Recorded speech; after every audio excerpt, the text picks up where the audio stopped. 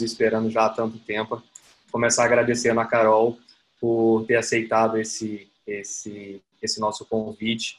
Ela é professora afiliada da Escola Paulista, no meio de tanta coisa que está acontecendo, está envolvida com a Sociedade Brasileira de Glaucoma, com o CBO, conseguiu aí nessa turbulência um tempinho para vir falar com a gente. Eu sei o quanto que, por mais que a gente esteja nesse período de quarentena, a gente está trabalhando muito e conseguir esse tempo aí, eu sei que gerou muito esforço, então por isso, muito obrigado.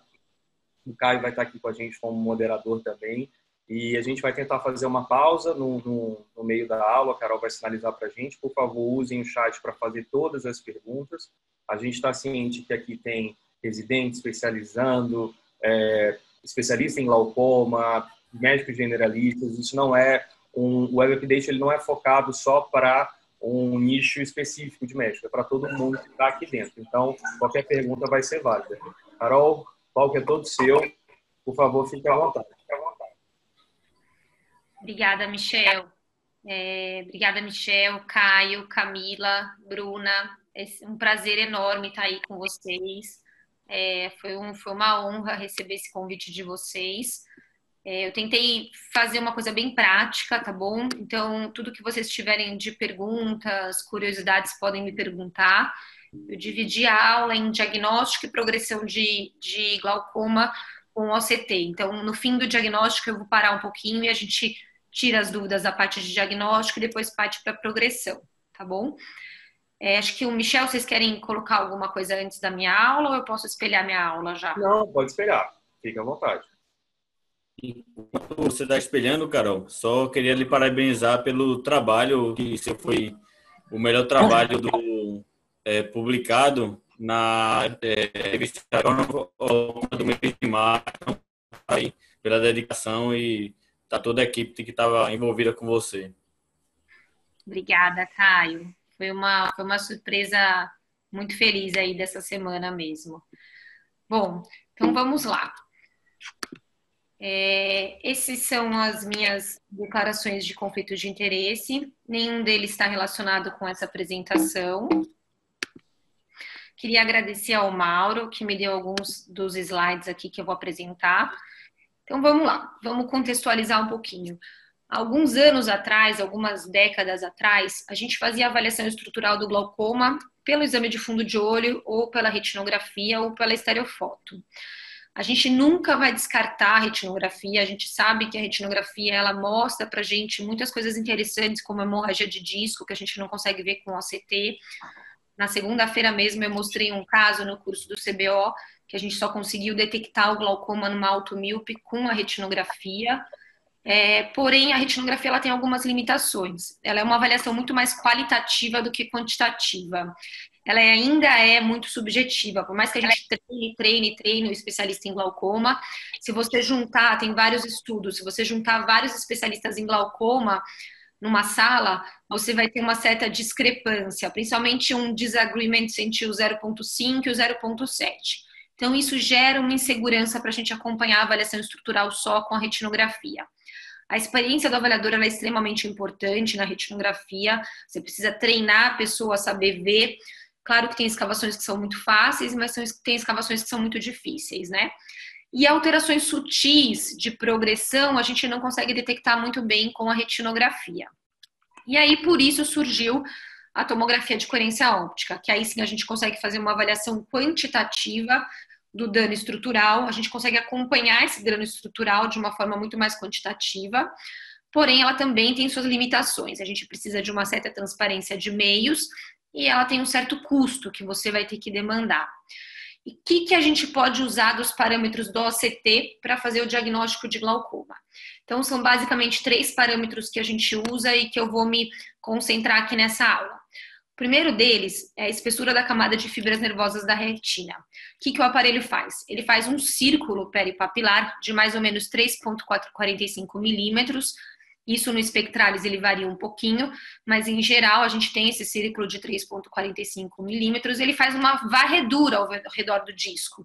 E ele plota esses gráficos de espessura, mostrando onde a gente tem a segmentação aqui das camadas da retina e mostrando onde ele está de acordo com o banco de dados, se ele está verde, amarelo ou vermelho. Eu vou falar um pouquinho disso mais para frente. Outro gráfico que ele dá é o mapa de espessura, que as cores mais quentes vão mostrar para a gente onde a gente tem a maior concentração da camada de fibras nervosas peripapilar. E um mapa de desvio aqui, um mapa de espessura, que ele compara pixel a pixel, ponto a ponto da camada de fibras nervosas peripapilar com o banco de dados. E ele vai mostrar onde tem um possível defeito aqui em cores vermelhas ou amarelas, quando já tem uma sinalização de provável alteração. Tudo que eu vou falar nessa aula, eu vou tentar comparar alguns aparelhos, porque cada aparelho tem sua peculiaridade, tá bom? Não tem um aparelho melhor ou pior, eles não são intercambiáveis, mas eles apresentam acurácias diagnósticas semelhantes. E aí, quando eu estou falando da camada de fibras nervosas peripapilar, todos eles dão uma média da espessura. Nos cirros, a gente acha nesse box aqui quadradinho, onde eu estou marcando aqui com o mouse. Vocês conseguem ver o mouse aqui, né, Michel? Consegue, sim, com certeza. Tá. No Spectralis ele mostra a média aqui nesse ciclo aqui do centro. No OptoView ele também tem uma tabelinha aqui superior. E no Datopcon ele tem aqui essa outra tabelinha no centro mostrando a média. O que vai variar de aparelho para aparelho é a segmentação. Então, o Cirrus, por exemplo, ele segmenta em 4 setores e depois aqui em 12 setores, de acordo com 30 graus da hora do relógio. O Spectralis ele já segmenta em 6. E o que segmenta fatias menores ainda é o Datopcon, que aqui ele consegue segmentar em muitas fatias. Por quê? Porque alguns estudos mostram que quanto mais segmentado, você consegue ter defeitos localizados mais evidentes, e esses defeitos localizados podem preceder um defeito de campo visual futuro, tá? E aí ele marca em cores aqui, verde, amarelo e vermelho. O que isso quer dizer? Verde é quando a espessura está normal comparado com um banco de dados, que é próprio de cada aparelho. Amarelo é quando ele está limítrofe comparado com o banco de dados, e vermelho é quando ele está menor do que 5% naquele banco de dados, ou seja, menos de 5% da população naquele banco de dados tem aquele valor que foi encontrado no seu paciente, tá? Isso te ajuda muito a te guiar ao resultado, mas não é a primeira coisa que você tem que olhar. Eu vou falar um pouquinho sobre os índices de confiabilidade.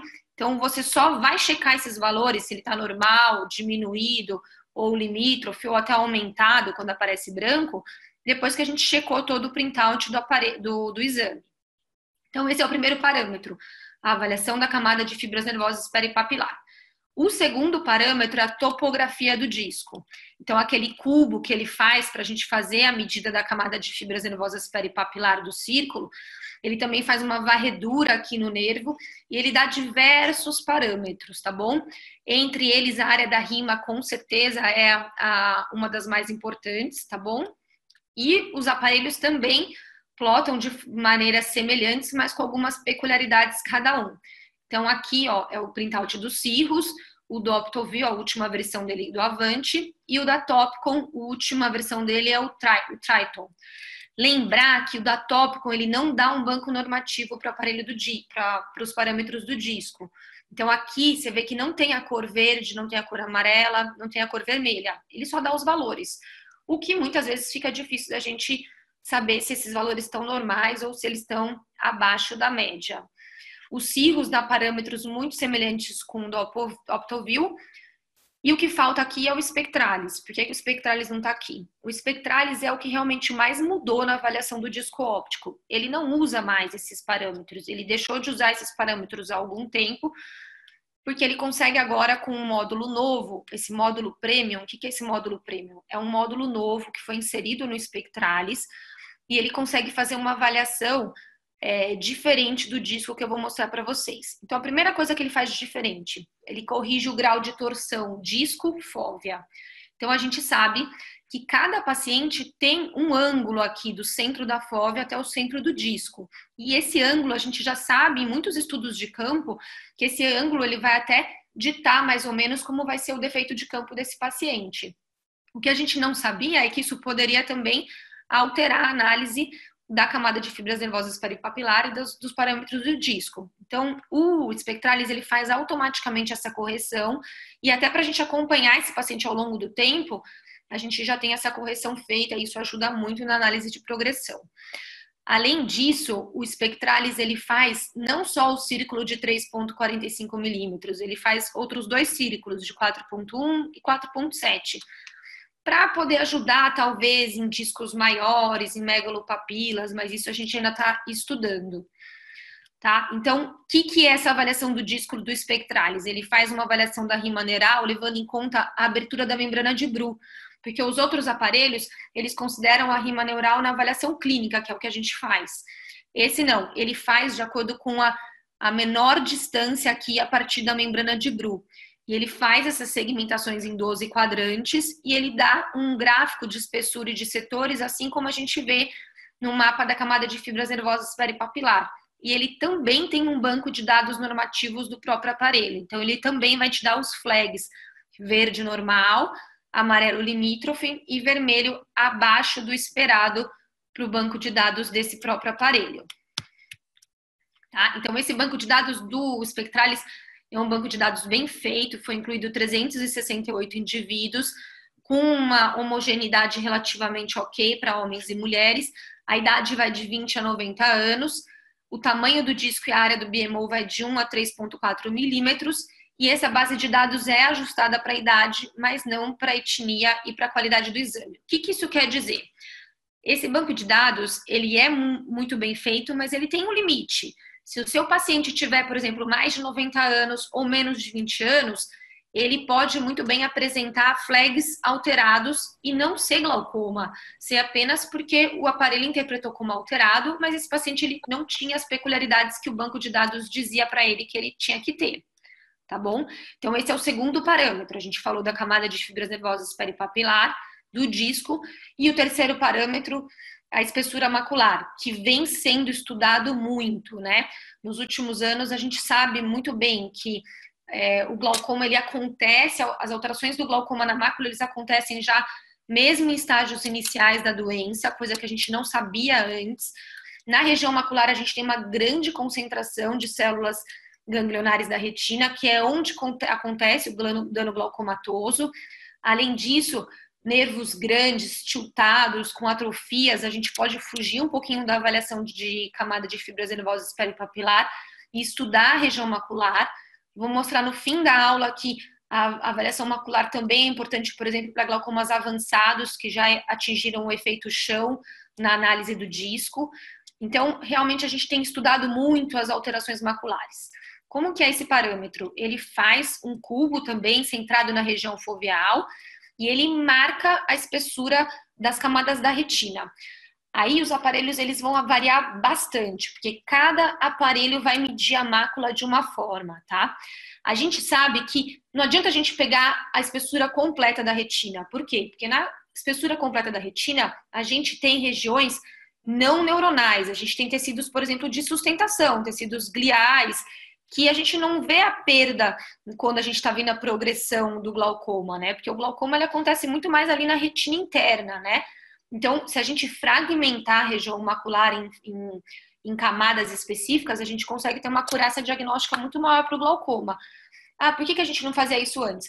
Porque antes, lá no domínio time domain, a gente não conseguia fragmentar as camadas da retina. Agora, com o domínio espectral... ouvindo. Alô? Vocês estão me ouvindo? Estamos sim, Carol. Pode continuar. Achei que era para parar, tá bom. A gente, na região macular, a gente consegue fragmentar e ir para o nosso foco, na retina interna, né? E ali, sim, a gente consegue estudar. Agora, com domínio espectral, domínio swap source, a gente consegue fragmentar muito melhor as camadas da retina. Então, esse é um printout do cirrus, que a gente consegue ver a região do cubo, que é onde vai ser analisado. Ele dá um mapa de espessura bem parecido com o da camada de fibras nervosas peripapilar. Ele plota com cores mais quentes, realmente onde a gente tem a maior densidade. E ele faz um mapa de desvio também, que é o de pixel a pixel. Aqui está normal, mas se não tivesse, poderia aparecer em vermelho ou em amarelo aqui. E ele dá a espessura média. No cirrus, qual é a camada que ele estuda? O complexo de células ganglionares, vamos dizer, do cirrus, é a camada de células ganglionares mais a plexiforme interna, tá? O da Topcon, que é bem interessante, a gente consegue isolar as camadas uma por uma, ou a gente consegue associar. Então, se eu quiser ver o complexo de células ganglionares, eu consigo associar e pegar a camada de células ganglionares, camada de fibras nervosas da retina, mais a plexiforme interna. Aquele é o Topcon Maestro, que não é a última versão da Topcon. Esse é o Topcon Triton, que faz a mesma coisa. Esse é um paciente nosso lá do consultório do Augusto, que teve uma hemorragia e a gente conseguiu documentar.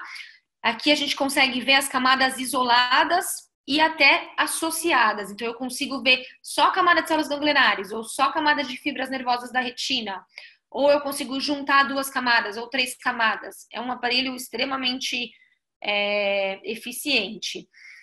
O aparelho da Heidelberg, o Spectralis, ele consegue segmentar todas as camadas, mas ele não consegue associar. Então, eu consigo ver, eu quero ver só a camada de células ganglionares.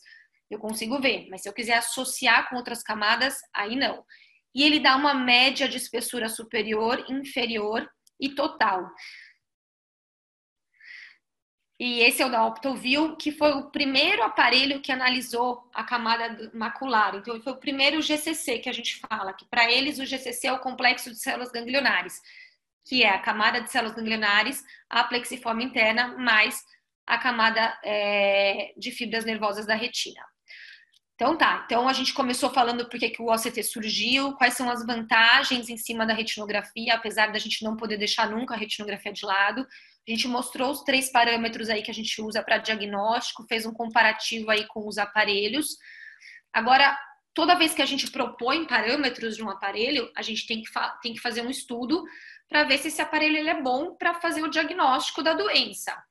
E aí surgiram inúmeros estudos de acurácia diagnóstica.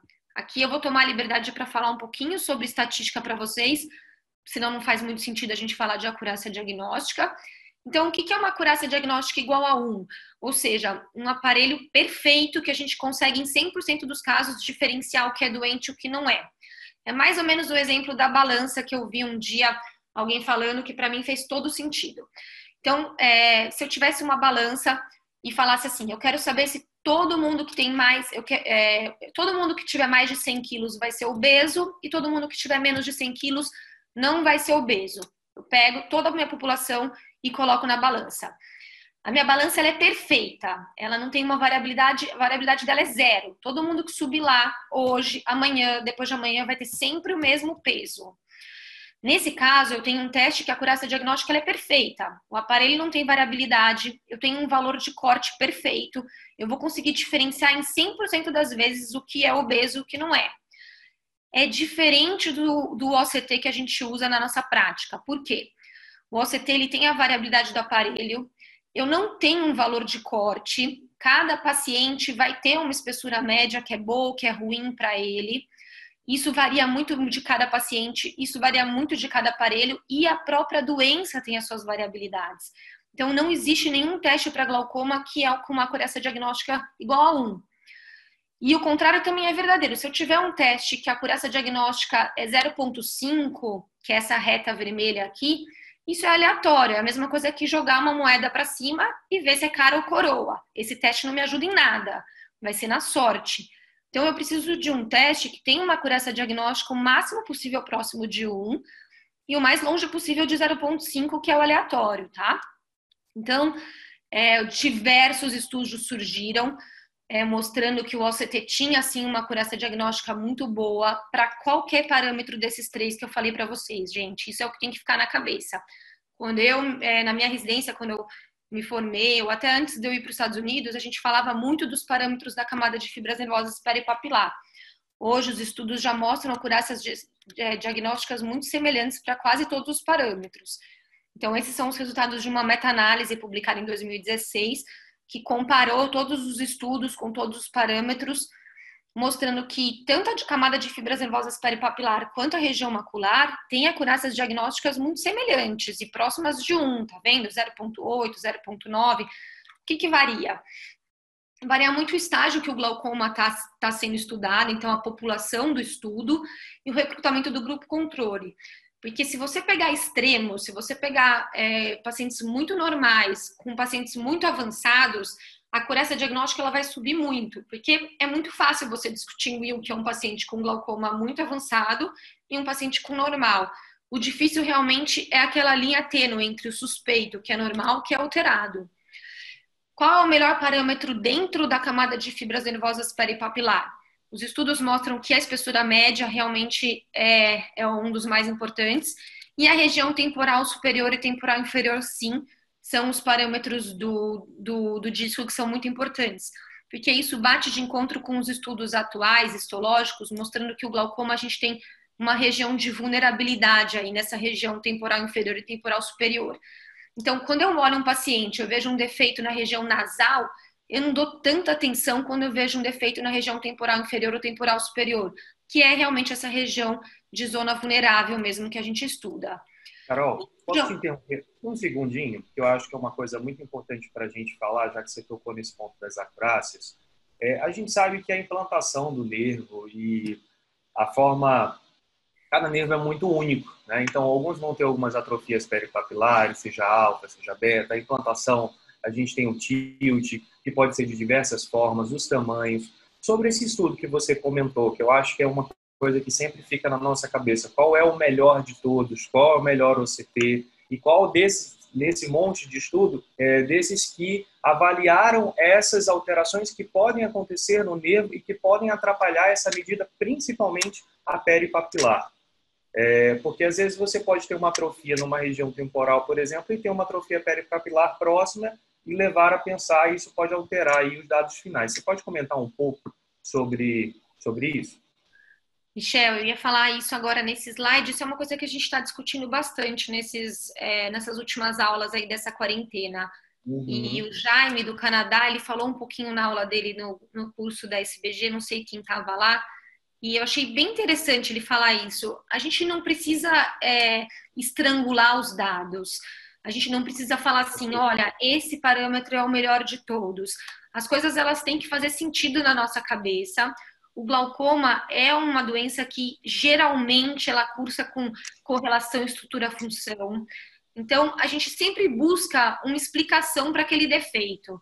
Então, se é um paciente que não tem atrofia, que não tem disco tiltado, que não tem cicatriz na mácula, e eu encontro alterações que fazem sentido, ótimo. Agora, se é um paciente que tem uma atrofia peripapilar e eu vejo um defeito que pode ser justificado pela atrofia papilar e o resto de tudo está normal, eu não vou dar tanto valor para aquele parâmetro que veio alterado que pode ser justificado pela atrofia peripapilar. Eu vou juntar tudo isso, todas as peças do quebra-cabeça e dizer o que os estudos falam. Não existe um parâmetro melhor ou pior. Não existe. O que os estudos falam? Não tem um aparelho que é melhor ou que é pior. Então, junte tudo que você tem para fazer sentido na sua cabeça. A tecnologia ela evoluiu muito, muito. Então, cada vez mais a gente confia nos exames que a gente faz. Uhum. Mas cabe a gente utilizar a nossa inteligência humana, né, a nossa inteligência médica para interpretar os dados. Então, esse é um exemplo de uma paciente minha de 82 anos, que assim, esse é o perfeito, né? Ela tem 82 anos, ela faz campo super bem. Esse era um slide para mostrar que a acurácia diagnóstica da região macular, ela é muito boa e ela é semelhante à camada de fibras nervosas peripapilar, ao contrário do que alguns anos a gente achava que não, que a região macular não era tão importante como a camada de fibras nervosas peripapilar. Mas veja como essa paciente, ela tem tudo junto, tudo fazendo muito sentido. Então, ela tem um defeito superior no olho direito, um defeito superior no olho esquerdo. Esses defeitos são consistentes, isso é super importante. Ela faz o campo muito bem. Ela tem outros defeitos inferiores também, mas o que chama muita atenção é o escotomarcado superior em ambos os olhos. E aí, quando a gente vai para o mapa de espessura aqui da camada de fibras nervosas peripapilar, tá diminuído em ambos os olhos, tá? 63 e 54, a gente já considera até glaucoma avançado para o OCT. Quando a gente vai para os parâmetros de quadrantes, superior e inferior diminuído e temporal superior e temporal inferior diminuído, que são as regiões vulneráveis do glaucoma. E quando a gente vai para a região macular, olha que bonito, o defeito dela, do olho direito, é exatamente o correspondente com o defeito funcional, e no olho esquerdo a mesma coisa, tanto inferior quanto superior, que é mais avançado que o direito. Então tudo faz sentido, né? Aqui você vai falar assim, qual é o parâmetro que te ajudou mais? Nenhum, eu peguei e coloquei tudo junto e vi, nossa, aqui é uma correspondência estrutura-função perfeita, né? Claro que eu vou mostrar mais para frente alguns outros defeitos e a gente vai discutindo um pouquinho essas peculiaridades, que é o que você me perguntou. Discos tiltados, atrofias, aí fica muito difícil realmente a gente interpretar o OCT. E às vezes ele nem vai ajudar e vai te atrapalhar. Dos diferentes tipos de OCT, qual desses parâmetros que varia menos? Por exemplo, a gente pega o mesmo paciente no mesmo dia e faz o exame em aparelhos diferentes. Qual é o mais estável? Existe essa casuística? Não, todos os aparelhos, eles são tão bons quanto. A gente tem o estudo do Mauro Leite, que mostrou a acurácia diagnóstica semelhante dos 4 aparelhos, os mais usados, né? Existe uma variabilidade aceitável para cada paciente, então isso é uma pergunta muito frequente em aula, em congresso. Ah, meu paciente variou 4 micra, eu considero progressão? Não, até 4, até 5 micra pode ser simplesmente a variabilidade do aparelho. Alguns estudos, Michel, falam que essas regiões de setores aqui do OCT, eles podem variar um pouco mais. Então, apesar daqui nos ajudar a pegar defeitos focais mais precoces, aqui a gente pode encontrar uma variabilidade até um pouquinho maior. Tá bom? Isso é importante falar. Então, vamos prosseguir. Os parâmetros do disco. Carol, só pegando um gancho aí, já que deu essa pausa, chegou uma pergunta aqui, a pergunta de Camila, que ela perguntou, na sua prática, que você havia falado que tem um aparelho que a gente consegue dividir tanto as camadas como o complexo. Na sua prática, você avaliar só camadas isoladamente ou complexo por completo? Eu gosto de estudar... Alô? Eu gosto de estudar o complexo, mas porque na minha clínica eu tenho cirros, eu tenho tópico. Então, eu já faço o printout dele com o complexo de células ganglionares, tá? Quando as camadas isoladas surgiram, eu estava lá nos Estados Unidos e a gente começou a fazer os estudos de acurácia diagnóstica só com camada de células ganglionares isoladas e a gente começou a ver uma acurácia diagnóstica muito boa. Então, pode ser usado sim. Eu acabo usando o complexo, tem uma acurácia diagnóstica muito semelhante com só as camadas isoladas. Ah, ótimo. Opa, deixa eu voltar.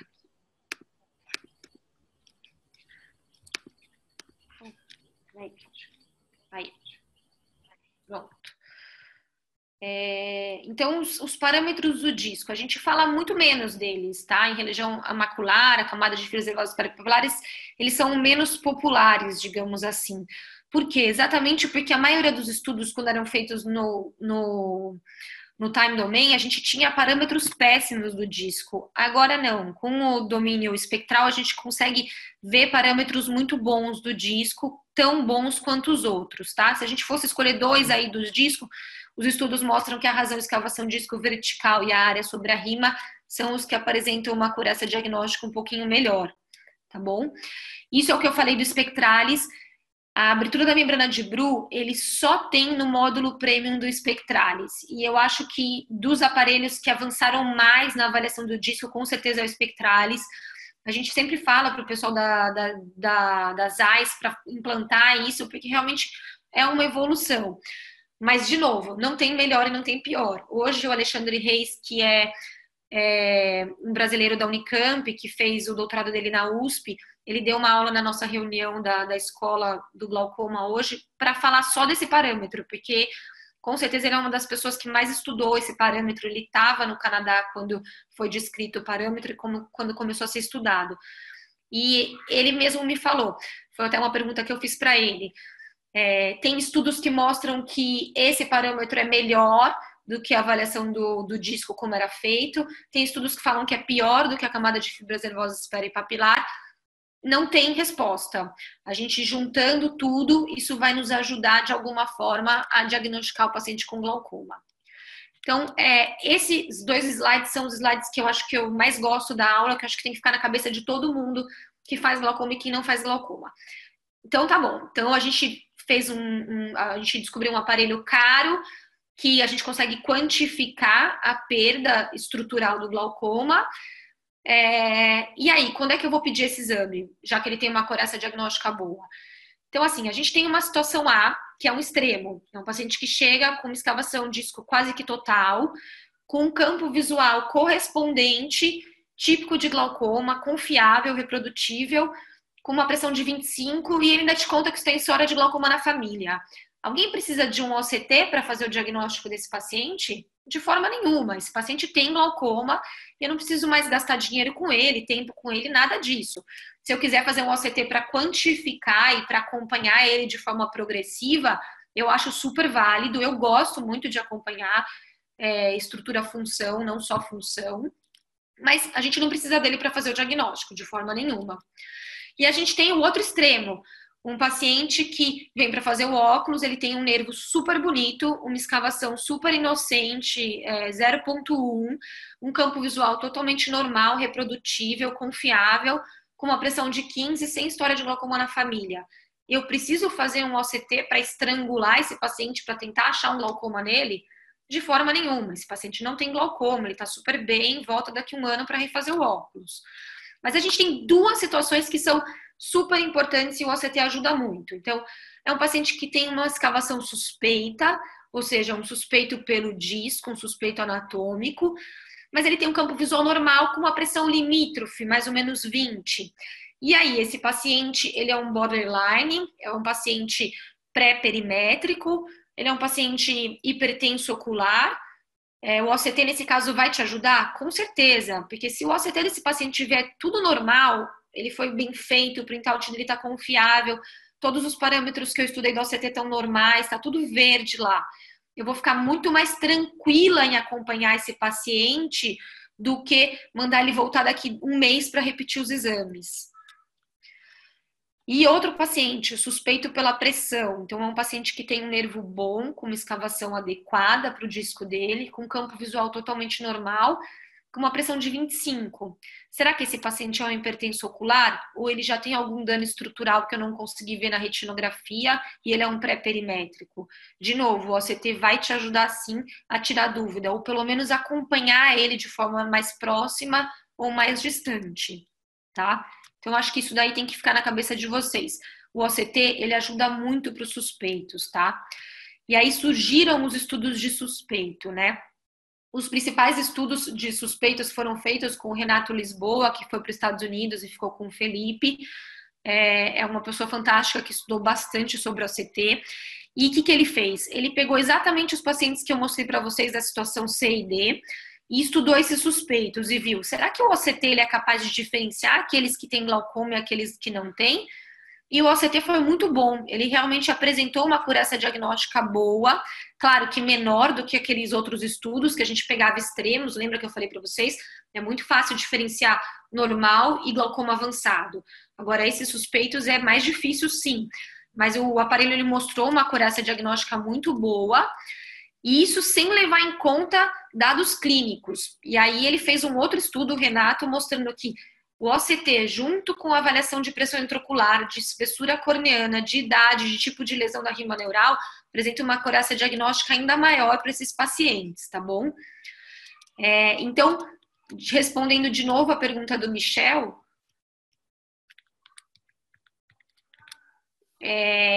realmente, se você juntar tudo, combinar todos os parâmetros, camada de fibras nervosas peripapilar, análise macular, análise de disco, o OCT consegue diferenciar até aqueles suspeitos de glaucoma, tá bom? Aí a gente vai entrar numa parte mais nebulosa do assunto. Tudo bem, até agora eu falei como o OCT ele é muito bom e nos ajuda na nossa prática diária, mas cuidado com a interpretação dos resultados. A gente tem os falsos positivos, né? O red disease, aquele paciente que aparece como vermelho no OCT, mas ele não tem glaucoma. Podem ser aqueles pacientes que são normais, mas que eles estão fora do banco de dados, por exemplo. Pode acontecer em pacientes com escavações grandes fisiológicas ou em exames de má qualidade, que eu vou mostrar alguns exemplos para vocês, ou outras patologias que justifiquem os defeitos. Então, alta miopia, panfótos coagulados, discos tiltados, eles podem realmente simular alterações do OCT que não são glaucoma, tá bom? Então, esse é um paciente meu que ele vem se deixar todo mês no consultório, porque ele tem pai com glaucoma, avô com glaucoma, não sei quem já ficou cego na família, e ele é um automíope. E aí a retinografia dele não ajuda em nada, e o OCT menos ainda. Ainda bem que ele ainda tem uma visão muito boa, mas a gente consegue fazer campo. Mas se perguntar se o OCT te ajudou de alguma forma nesse caso, nada. A gente vê aqui, gente, ó, primeira coisa, poder do sinal muito baixo, tá bom? Centralização totalmente errada, o OCT ele não consegue captar a borda do disco, porque é um disco tiltado, ele não considera o que é escavação e o que é atrofia. Aqui, no gráfico de espessura, a gente vê aqui a linha indo para zero. Não existe, de forma nenhuma, uma camada de fibras nervosas perto de zero. Eu já falei para vocês que a gente tem o efeito chão. A gente tem o tecido de sustentação, o tecido glial, que mesmo em glaucomas avançados, a gente mantém uma certa espessura. Então, quando a gente vê isso daqui no OCT, alguma coisa está errada, tá bom? E os parâmetros do disco ele não conseguiu nem medir, né?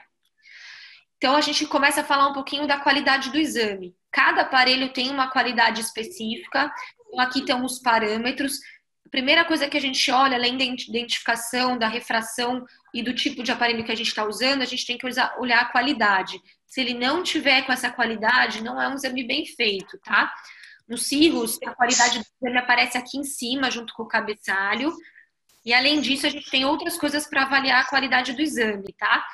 Aqui, no mapa de espessura, a gente tem que ver se tem algum artefato. Então, se o paciente piscou, fez o blink, aqui vai aparecer algum quadradinho preto, que eu não vou conseguir captar a imagem, e aí pode vir alterado por conta disso. No gráfico de centralização, o disco ele tem que estar muito bem centrado aqui na região. No gráfico aqui de dupla Korkova, de espessura, a gente não pode ter aquilo que eu falei para vocês, indo para zero, não existe. Camada de fibras nervosas peripapilar, a gente sempre tem um efeito chão, de 30 a 40 micra, dependendo de cada aparelho, tá bom? Então, sempre, peguei um printout, checa o poder do sinal, que cada aparelho vai ter o seu, verifica se não tem nenhum artefato no mapa de espessura, verifica a centralização. Olha aqui, esse é um exemplo de blink, né? O paciente piscou na hora da captação da imagem e aparece esse defeito aqui. É uma alteração vermelha, um red disease, que não é glaucoma, é simplesmente porque a gente não conseguiu captar o sinal dessa região. Aqui é um outro exemplo do Spectralis, então ele pegou essa atrofia aqui e a gente viu a segmentação aqui indo para zero em alguns momentos da espessura. E o contrário também é verdadeiro, a gente tem o green disease, aqueles falsos negativos, aqueles pacientes que não aparecem como alterados no OCT, mas eles têm glaucoma. Então, às vezes, o paciente ele tem uma reserva estrutural muito grande, ele tem uma camada de fibras nervosas peripapilar muito espessa. E aí ele diminui por conta do glaucoma, mas ele ainda está naquele intervalo de normalidade do banco de dados do aparelho. Então, a gente não vai conseguir captar pelas cores, mas se a gente olhar atentamente para o aparelho, a gente consegue pegar. Exames de má qualidade, como eu mostrei para vocês, pode ter o red disease, como pode ter o green disease também. E pode acontecer nos olhos atípicos. O que é olhos atípicos? São aqueles pacientes que eu falei para vocês, estão fora dos nossos bancos de dados. Então, por que a gente não consegue comparar um aparelho com o outro? Cada aparelho tem o seu banco de dados. Então, às vezes, o aparelho te dá como resultado normal em um e pode dar alterado em outro. Ah, então por que eu não tenho um banco de dados infinito? É o sonho de qualquer glaucomatólogo. Banco de dados, gente, é muito caro para o fabricante fazer e demora, gasta muito tempo para você conseguir fazer um banco de dados. Então, você sempre vai ter essa limitação. Vocês conseguem ver a diferença aqui do range de idade, do número de pacientes, da descendência, tudo isso. A gente não tem, por exemplo, um banco de dados da população brasileira. A Camila Zangali, na Unicamp, ela fez a tese de doutorado dela criando o banco de dados para o parâmetro do BMO, do OCT do Spectralis. Mas isso não está no fabricante. Então, quando eu vou fazer um OCT, eu não consigo pegar esse banco de dados que ela criou para a população brasileira. Carol, a gente pode fazer uma pausazinha para algumas perguntas, que eu estou com medo da gente passar desse assunto, ou você prefere sinalizar para a gente mais para frente? Tem algumas perguntas sobre alguns tópicos que já passaram. Deixa eu ver aqui, acho que eu estou quase acabando da parte de diagnóstico. Faltam mais 10 slides. Então, termina aí que a gente conclui. Perfeito. Acabando, daí a gente volta. Tá. Esse é um exemplo de um paciente meu de San Diego, só para vocês verem a diferença. É o mesmo paciente, no mesmo dia, ele fez 3 OCTs diferentes. E olha como muda a camada de fibras nervosas peripapilar de um aparelho para o outro. Então, isso é para mostrar que existe uma variabilidade mesmo de cada paciente. Então, esse é um exemplo de uma paciente japonesa de 64 anos, com pressão de 14. Ela veio para avaliação de suspeita de glaucoma. E aí, quando a gente olha para o nervo, tudo bem, talvez um pouquinho de assimetria no olho esquerdo, né? Campo visual dela inofensivo, né? Praticamente normal. E o OCT parecia normal, tudo verde. Mas aí, quando a gente olha com cuidado, a gente consegue ver uma diferença aqui na camada de fibras nervosas temporal inferior, bem no local onde eu tinha a suspeita de que tinha um afinamento aqui. Olha como é diferente no olho direito, 345, e no olho esquerdo, 123. Então, assim, é um Rare Disease? É um Rare Disease. O OCT não pegou? Ele não pegou no flag verde, gente, mas se a gente olhar atentamente, é a nossa obrigação interpretar o aparelho, né? A gente consegue ver que tem um afinamento aqui nessa região e que a paciente tem um glaucoma assim. Outras limitações do OCT. Então, além do piscar que eu falei para vocês, os movimentos oculares. Então, aqui, ó, o aparelho não conseguiu captar a imagem está cortada. Isso vai dar uma falsa interpretação do aparelho. Miopias altas, degenerações maculares relacionadas à idade, todas as alterações maculares que a gente encontra na retinografia, elas podem limitar, sim, o resultado do nosso aparelho. Para finalizar, eu vou só mostrar para vocês algumas particularidades bem novas aqui de cada aparelho, tá? Então, o Triton, que é a última versão do tópico, eu gosto bastante, é o aparelho que eu tenho contato no consultório do Augusto Paranhos. A gente consegue ver esse modelo wide aqui. O que é isso? Numa mesma imagem, gente, numa mesma captura, no mesmo segundo, ele consegue captar a imagem da mácula e a imagem do disco. O que isso quer dizer? A gente tem uma economia de tempo muito grande, a gente tem uma diminuição da chance de artefato, porque a gente captura muito rápido a imagem, e a gente consegue fazer uma análise muito mais detalhada do que está acontecendo. Então, aquilo que eu mostrei para vocês daquela minha paciente, que eu mesma montei as imagens dela, de campo, de OCT, e que eu mostrava que tudo fazia sentido, aqui a gente consegue ver no mesmo printout tudo o que está acontecendo, numa mesma captura de imagem. Então, a gente tem a imagem do nervo e da mácula e todos os resultados, tá bom? Então, faz muito mais sentido para a gente. Olha aqui, esse é um paciente que tem um defeito temporal inferior, a gente consegue ver aqui no gráfico de espessura, o de pixel a pixel marcado em vermelho, tá vendo? E aqui do lado os gráficos do mapa de espessura da camada de fibras nervosas peripapilar. Então a gente consegue ver onde o defeito está começando, aqui no disco, e indo até a região macular. As AIS, a última versão do Cirrus, tem esse Panomap, bem interessante, bem parecido com o da Topcon. Olha aqui o defeito temporal inferior indo até a região macular, e os parâmetros do disco, da macular, tudo fazendo sentido e tudo junto no mesmo printout. As AIS, além disso, ela tem a análise conjunta, a estrutura-função, que a gente chama de fórum. Então, ele pega os resultados do campo visual do Humphrey do paciente e coloca no mesmo printout todas as análises do OCT, tanto de camada de fibras nervosas peripapilar, quanto da região macular, quanto do disco. Então, aqui a gente tem uma correlação estrutura-função bem interessante. O da Topcon, o Triton, ele tenta fazer isso, mas não é o campo do paciente, são os pontos do campo visual onde estariam os defeitos. Então, aqui, ó, ele tem um defeito temporal superior. O campo do paciente, eu esperaria um defeito nessa região, porque ele já inverte a imagem. Então, só para concluir, para a região do diagnóstico, a gente vai para as perguntas. Vale super a pena a gente solicitar, assim, um OCT para os suspeitos, mas cuidado, de forma nenhuma a gente vai interpretar glaucoma ou não só com OCT. O banco de dados de cada aparelho varia bastante, a gente não consegue intercambiar as ideias, sempre integrar informações clínicas, sempre tentar no máximo correlacionar a estrutura-função para fazer sentido, fazer a documentação estrutural e, de novo, o OCT sozinho não faz diagnóstico nenhum, tá bom? Vamos para as perguntas. Só vou acender a luz aqui. Deixa eu botar aqui. Carol, só para a gente ter uma noção em relação a essa questão da discussão, você tem alguns outros slides para mostrar? Como é que você está com o seu tempo?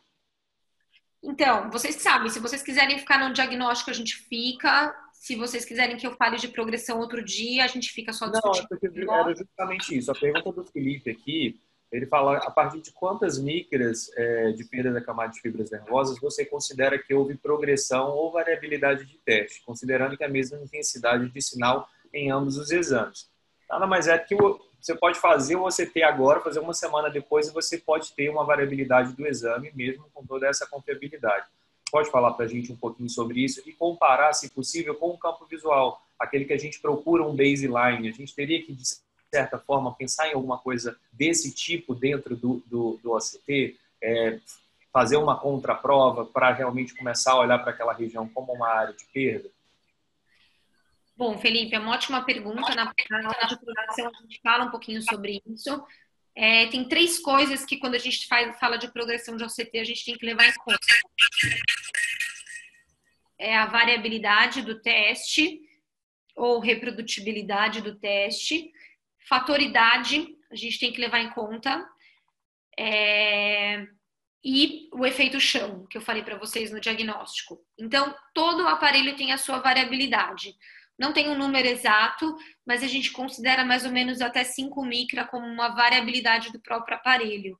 Então, o paciente tem o mesmo sinal, isso é super importante você falar do sinal, porque sim, o sinal ele pode hiperestimar ou hipoestimar a camada de fibras nervosas. Então, às vezes o paciente fez um sinal bom, por exemplo, 8 de 10 nos cirros, e no outro dia ele fez 10 de 10 nos cirros. Mudou, o sinal era bom os dois, mas mudou o sinal. Isso também pode induzir realmente uma variabilidade maior ou menor.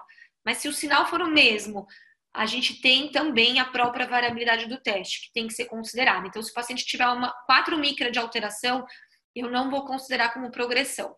Eu posso acompanhar ele mais de perto, se eu vi algum outro sinal sugestivo de progressão, ou no campo, ou na retinografia, ou na pressão, mas eu não vou tratar como progressão. Além disso, a gente tem o efeito idade. A gente tem uma média de meia micra por ano que a gente perde só pelo efeito idade, tá?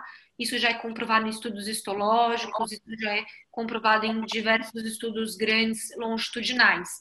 Então, a gente tem que considerar isso. Os aparelhos novos, os softwares novos de estatística, eles já consideram isso quando eles fazem análise de tendência, eles já corrigem a perda para a idade. Mas se você for fazer ponto a ponto isso, análise de evento, a gente tem que considerar o fator de idade também.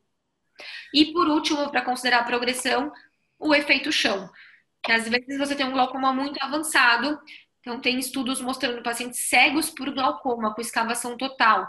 Eles ainda mantêm uma espessura média de 40 micra no OCT. Então, isso a gente tem que considerar. Às vezes o paciente continua progredindo no campo e o OCT está lá, sempre 40, 40, 40, 40.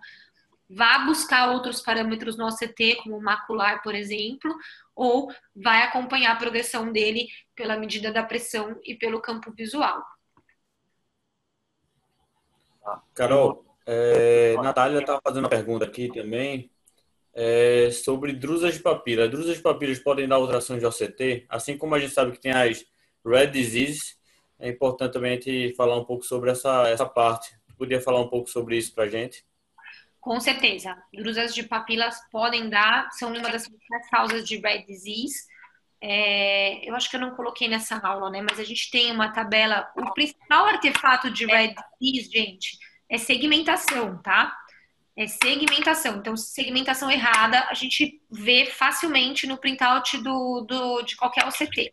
Porém, de 10 a 20%, pelos estudos, de 10 a 20% dos printouts tem algum erro de captura de imagem e a gente não consegue pegar no printout. Então, são erros pequenos de segmentação ou são algumas patologias que a gente não consegue ver no printout.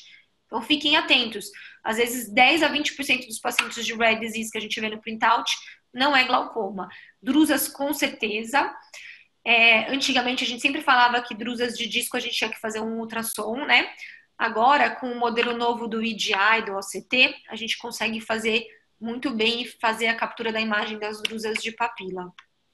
Perfeito, Carol. Eu vou fazer só mais essa pergunta para dar tempo da gente falar um pouquinho sobre progressão, tá? A Camila tocou no assunto do OCT em crianças. Como fazer, já que o banco de dados é limitado e existe um aparelho melhor do que outro para acompanhar as crianças. E eu queria agregar uma pergunta também, isso é mais da minha parte, já que você está tão dentro desse mundo do OCT, por que que essa faixa etária é tão alta? Por que que os fabricantes não pensam em reduzir um pouco mais essa faixa etária? Porque já vem há um tempo, eu acho que no início ali do OCT, no Time Domain, eu imaginava que isso ia ser algo que logo mais teria essa faixa etária aí sendo incluída.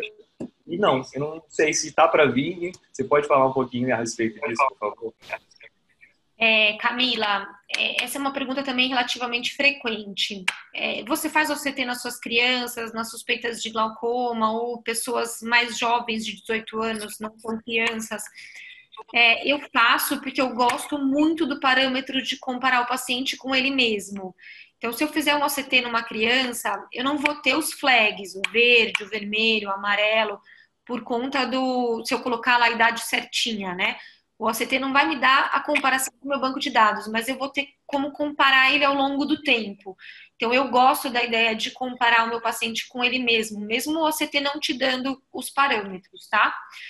E, Michel, respondendo a sua pergunta, eu sinceramente não sei qual é o real motivo.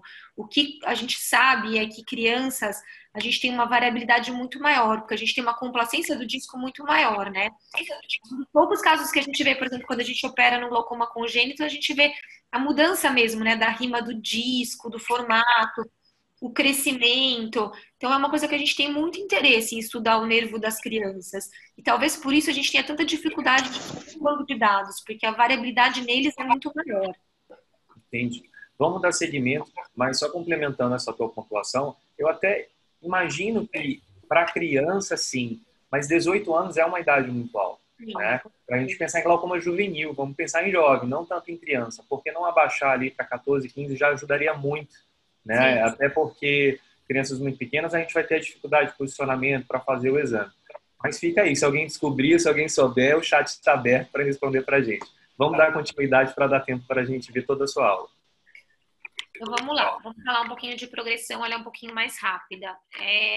Então, fazendo um contraponto com o que a gente tinha também de progressão estrutural, que era a retinografia, a gente, de novo, tinha uma baixa concordância intra- e interobservador, a gente não chegava num agreement tão bom, mesmo em especialistas em glaucoma. A gente não tinha como quantificar essa progressão. Então, a gente vê aqui, né, uma progressão do disco bem delimitada, mas isso era muito descrito, a gente não conseguia quantificar isso, né? A gente não tinha dados numéricos para isso. E, além disso, quando a gente tinha umas alterações pequenas, a gente não conseguia detectar pela retinografia. Os fast progressors, sim, mas aqueles que progrediam com pequenas alterações sutis, a gente não conseguia pegar com a retinografia.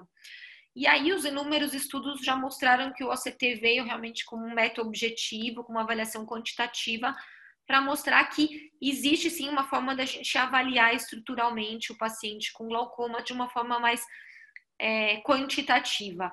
E além disso, predizer futuras perdas funcionais. Então, tem um estudo que eu gosto muito do Felipe Medeiros. O que ele fez? Ele pegou um grupo de pacientes com glaucoma que progrediram no campo visual, e aí ele voltou para trás. E ele viu as alterações do OCT, ele tinha disponível, ele viu as alterações do OCT atrás do tempo, atrás do diagnóstico no campo visual. Ele viu que a gente conseguia detectar alterações no OCT antes do campo visual.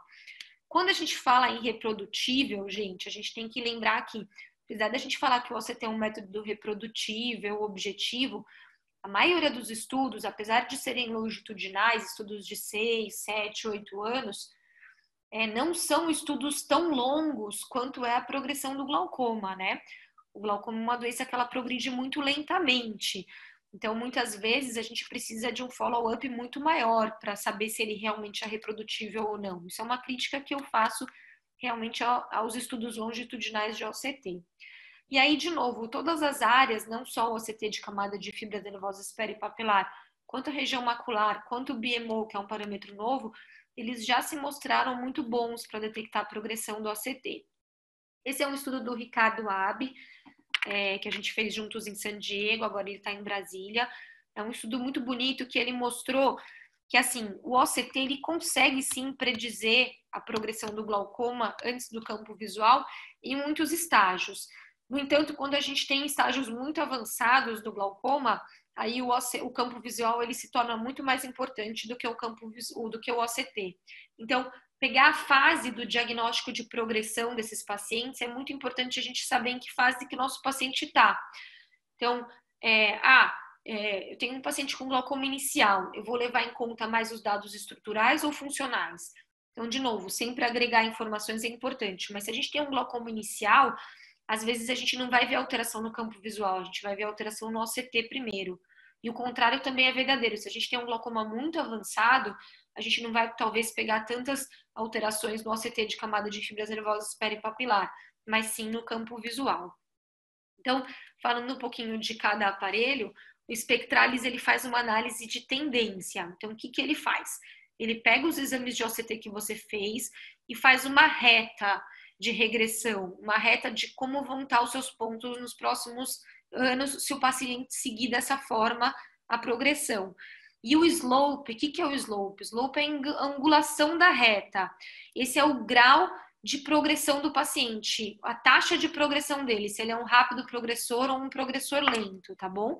E aí, de acordo com essa angulação da reta, ele vai te falar se esse valor é significativo ou não, ou seja, se ele foge da perda normal comparada com a idade, lembra porque eu falei para vocês que todo mundo tem uma perda natural da idade, ou se ele está dentro dessa faixa esperada da normalidade, tá bom? Essa reta de regressão ele dá tanto para a espessura média quanto para setoriais, superior, inferior. Então esse é o printout do Spectralis. Ele te mostra aqui em amarelo quando a gente tem uma possível progressão aqui, em vermelho quando a gente confirma essa progressão, tá? E no mapa de espessura ele também mostra aqui em qual região que aconteceu a progressão, tá? É um printout bem visível.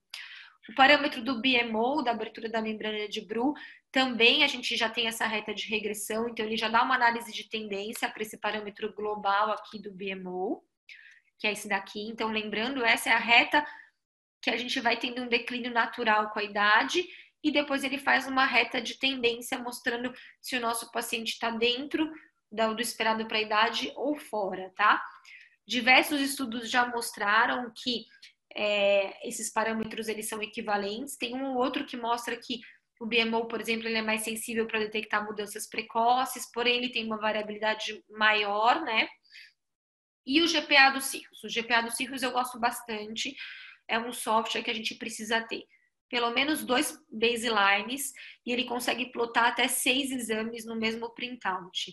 Então, isso que o Michel perguntou, eu posso sim mudar os baselines, assim como eu mudo do campo.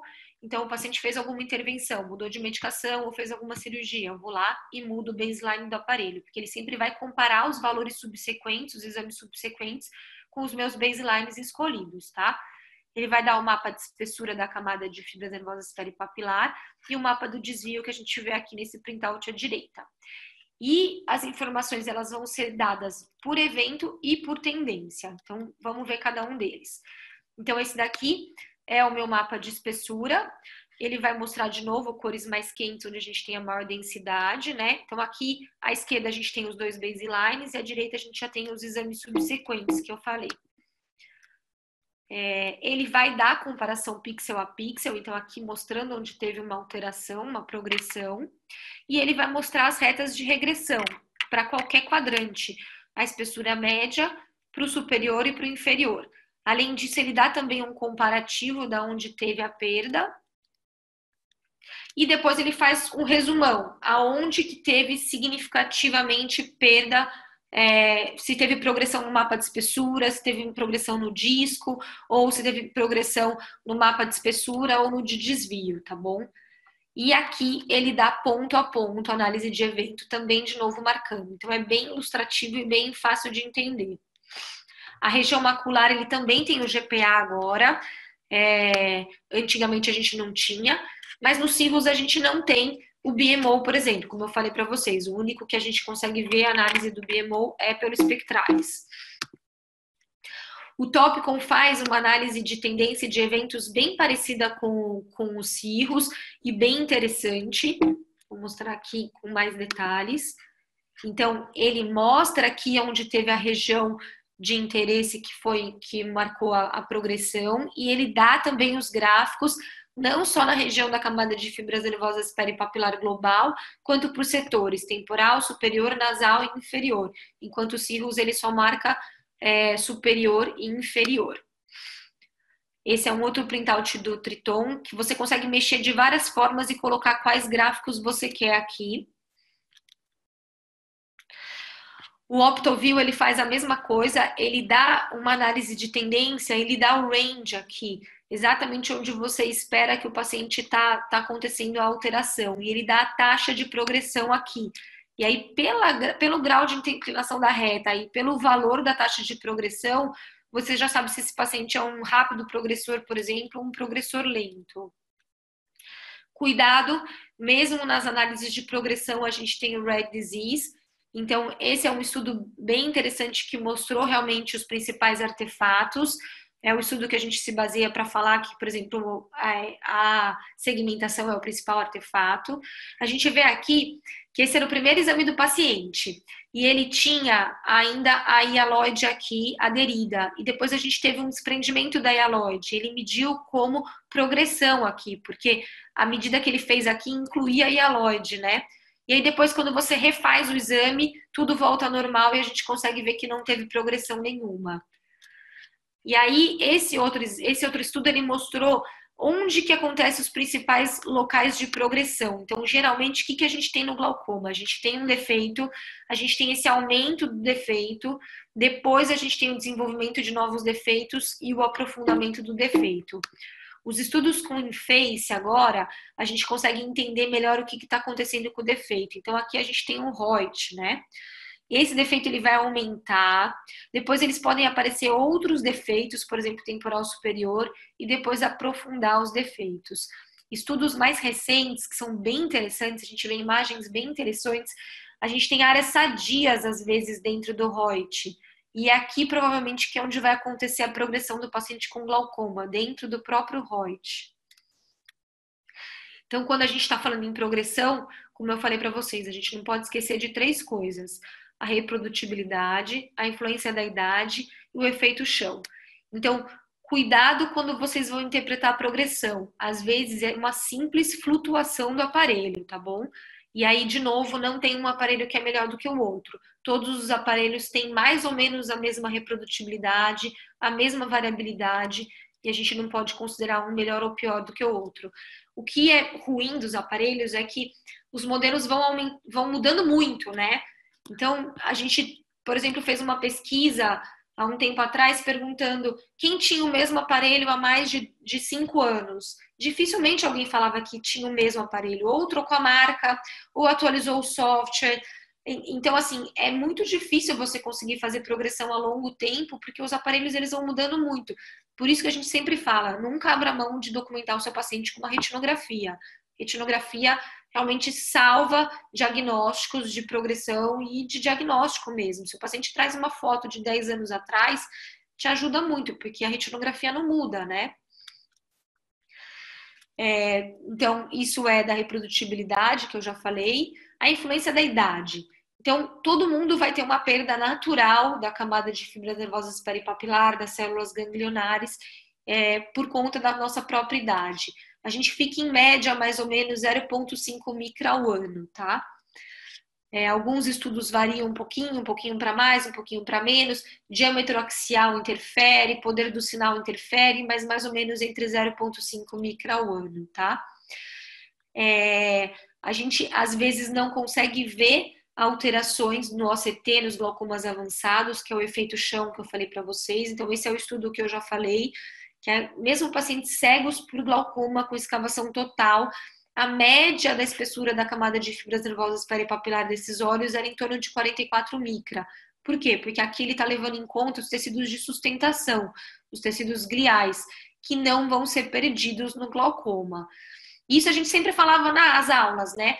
Não serve, o OCT não serve para a gente acompanhar pacientes com glaucoma avançado. E aí o Fábio Lavinsky fez um trabalho super bonito, que eu sempre cito nas aulas. O que ele fez? Ele pegou os pacientes com glaucoma avançado, que estavam progredindo no campo visual e que a gente não via alterações na camada de fibras nervosas peripapilar, mas quando a gente foi analisar a mácula, a gente vê aqui a progressão na região macular. Então, foi um estudo que realmente mudou o paradigma. Eu posso acompanhar pacientes com glaucoma avançado com OCT? Sim, talvez buscando parâmetros da mácula e não da camada de fibras nervosas peripapilar.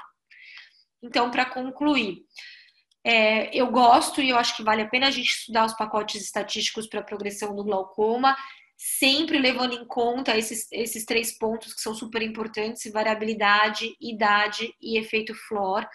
Sempre que possível, eu gosto de integrar informações clínicas e correlacionar a estrutura-função. Então, tem que fazer sentido para você aquelas alterações. Se você pegar um defeito nasal com o resto tudo normal, gente, vai buscar outras causas. Tem um monte de patologia neurooftalmológica que dá alterações no disco, que podem dar afinamentos em outras regiões, que não é glaucoma. Sempre atentar para o efeito chão e para o efeito de idade e cuidado com flutuações versus progressão. Se alguém tiver alguma dúvida, a gente fez essa diretriz para a SBG ano passado, junto com a doutora Vilma, que era a presidente da SBG. E aí está o meu e-mail, é muita coisa, mas se vocês quiserem conversar e tirar alguma dúvida, eu estou à disposição. Carol, parabéns pela aula. Vou aqui fazer algumas perguntas. Primeira foi de Marcelo, você já falou um pouco, mas só para ficar registrada a pergunta dele.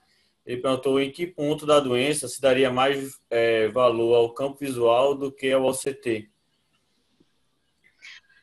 Caio, eu acho que eu falei um pouquinho para vocês. Eu acho que sempre que possível, acho que eu não abro mão de nenhum desses aparelhos e desses testes que a gente tem disponível, mas a gente tem que levar em consideração. Por que existe essa discrepância na correlação estrutura-função? A escala do OCT é uma escala linear, a escala do campo visual é uma escala logarítmica, né? Então, no início, a gente não consegue pegar perdas pequenas no campo visual, porque a gente precisa ter perdas muito grandes para começar a aparecer a perda de sensibilidade do campo visual. Então, no início, a gente sempre tem que levar em consideração muito as alterações do OCT. Em estágios mais avançados, já é o contrário. Por conta do efeito chão que a gente tinha e falava muito na camada de fibras nervosas peripapilar, e para o OCT já ter as alterações ali na escala logarítmica mais evidentes, a gente tem que levar em conta, sim, o campo visual do paciente. É que tudo isso tem as dificuldades, né? O paciente com glaucoma avançado nem sempre vai conseguir fazer um campo direitinho, né? Ele tem que ter uma visão relativamente boa para conseguir fazer um campo, né?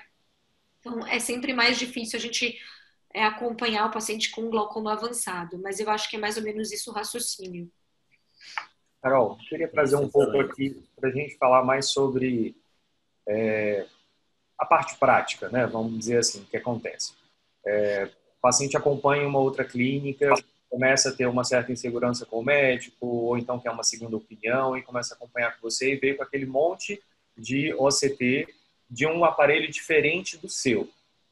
Como explicar para o seu paciente que vai zerar, você indica que ele continue fazendo OCT na outra clínica? Vamos falar um pouco sobre isso, que a gente sabe que isso acontece bastante. Ou então, aquele que vem com um OCT de cada aparelho diferente. Você pode falar um pouco amplamente sobre isso? Michel, é realmente uma situação difícil. É difícil o paciente entender. Às vezes ele pagou o exame, né? E você quer fazer de novo o exame na sua clínica. Mas não tem muito como fugir. Por isso que a retinografia ela é tão importante. Porque a retinografia a gente consegue comparar, e isso a gente frisa em todas as aulas, e é o que tem que ficar na cabeça de vocês. Os OCTs, eles não são intercambiáveis, a gente cansa de ver médico laudando progressão com OCTs diferentes. Isso não existe, não existe. Não tem como a gente comparar um aparelho com o outro, um OCT com o outro. Então, eu faço para o paciente fazer um OCT sem custo, eu explico para ele, eu peço para ele voltar e fazer o OCT lá de novo e voltar comigo, mas não tem como a gente comparar mesmo. Na prática, não tem jeitinho. Ou a gente pega retinografias e compara o estrutural com a retinografia, ou a gente tem o mesmo aparelho de OCT para fazer. Eu estava discutindo com o pessoal da Nidec. Para vocês terem uma ideia, mudou muito o OCT da Nidec, né? O primeiro Optoview pro Avante. Até mesmo dentro do fabricante, eles mudaram o banco de dados. O banco de dados do Avante hoje ele é totalmente diferente do do OCT antigo deles. Então, nem do mesmo fabricante a gente consegue comparar. Então, eles mesmos não conseguem dizer para mim, olha, faz isso ou faz aquilo, esses parâmetros são os mesmos. Não, o banco de dados mudou, a gente não tem como comparar. Perfeito. Caio, você quer fazer o Carol, claro. Carol, primeiro, dizer que todos estão parabenizando pela aula, mas assim, só para fazer uma pergunta minha mesmo, assim, qual o paciente que você, por exemplo, chegou o paciente na sua clínica que você pede de imediato já um OCT? Existe algum tipo de paciente que você já indicaria de primeira o OCT nele ou vocês pedem no segundo momento? A segunda pergunta minha é, eu acabei meu fellow de glaucoma, por exemplo, acabei meu fellow de glaucoma, estou pensando em comprar o OCT. Qual OCT você me sugere para a área de glaucoma? botou em saia justa? Toda vez me perguntam qual que é o OCT melhor. E assim, não tem como não ficar em cima do muro, porque o que você precisa é saber manusear muito bem o seu aparelho, saber todas as limitações do seu aparelho, saber muito bem o banco de dados do seu aparelho. E, de novo, não tem um aparelho melhor ou pior. Eu gosto muito dos Cirrus, das AIS, porque eu usei muito ele, eu tenho na minha clínica, eu usei lá em San Diego, eu acho o printout dele muito fácil, mas hoje eu tenho o tópico e eu gosto muito também. Tem vantagens e desvantagens. O fórum dos Cirrus, ele dá uma correlação estrutura-função muito boa. O Topicon tem aqueles setores mais fragmentados que a gente consegue realmente ver alguns defeitos focais que a gente não pega, mas de verdade, não tem um melhor ou um pior. Saiba entender muito, muito bem o seu aparelho. Eu sei que a maioria dos lugares que a gente trabalha não é a gente que manuseia o aparelho, mas a tecnologia ela evoluiu tanto que cada vez mais a gente está tendo que ir para o aparelho para fazer e para conseguir interpretar os defeitos, né? O Triton da Topicon, você consegue aprofundar ou não essas regiões das imagens em face, você consegue entender muito melhor o que está acontecendo com o defeito do seu paciente. Claro que não dá para fazer isso para todos os pacientes, mas você consegue trabalhar muito bem o aparelho hoje em dia. Então, se eu fosse dar um conselho para vocês, não vou dar marca de qual aparelho vocês comprarem, mas o que vocês comprarem, se comprometam a entender todas as peculiaridades do seu aparelho, as vantagens e as limitações. Com certeza vocês vão tirar um proveito muito grande disso. Perfeito, Carol. Para concluir aqui, a gente já está passando um pouquinho do tempo. Queria que você falasse um pouco para aquele paciente que você não deve pedir OCT. Por exemplo, os pacientes com alta miopia, às vezes eu vejo que o colega vai pedir os exames, acaba pedindo tudo, e aquele exame às vezes não vai ser coberto pelo plano de saúde, aquilo vai gerar um custo, aquilo não vai te dar um dado relevante. Eu queria que você falasse um pouco sobre isso também. Assim, pessoal, não é OCT para todo mundo também, saber avaliar, e o que você pode falar aí sobre isso especificamente? Michel, o alto míope ele é muito complicado, né? Ele tem várias alterações no OCT que, se não foram bem analisadas, não adianta usar. Ele é uma entidade totalmente separada. Ele tem um nervo um pouco tiltado, então aquele gráfico de dupla Korkov ele já vai ser inclinado, já vai ser deslocado para a esquerda ou para a direita. As alterações da própria miopia já vão gerar alterações no OCT. Então, assim, não faça, não dá para dizer, porque a gente sabe que tem exceções. Tem pacientes altos míopes que têm uma mácula inacreditavelmente boa. A Camila sabe dizer melhor do que eu, né? Apesar deles terem muito mais chance de ter estafiloma, tem pacientes automíopes que têm um nervo ok, ou que tem uma mácula boa. Então, não dá para falar, não façam em alta miopia.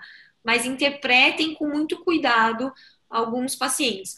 Pacientes que eu não faço OCT, paciente que eu descarto na retinografia e no campo visual, aquele paciente que fala assim, minha mãe tinha glaucoma, minha avó tinha glaucoma, um campo visual super normal, um OCT normal, eu não fico estrangulando o paciente, tá?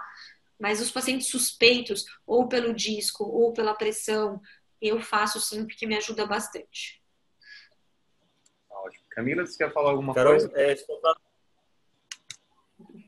Alô? Carol, só para voltar na pergunta que eu tinha feito, existe algum paciente que de imediato você pede, chegou no seu consultório, você pede o OCT antes de fechar a aula, só para... Existe o quê? Algum paciente que chegou no seu consultório, você já pede no primeiro exame um OCT ou não? Sim, paciente suspeito eu já faço. É que eu faço tudo junto, né? Então, se um paciente chega para mim com pressão suspeita, nervo suspeito, campo visual suspeito, eu já peço o OCT sim. Eu não fico marcando em próximas consultas, não. Faz parte da minha propedêutica, sim.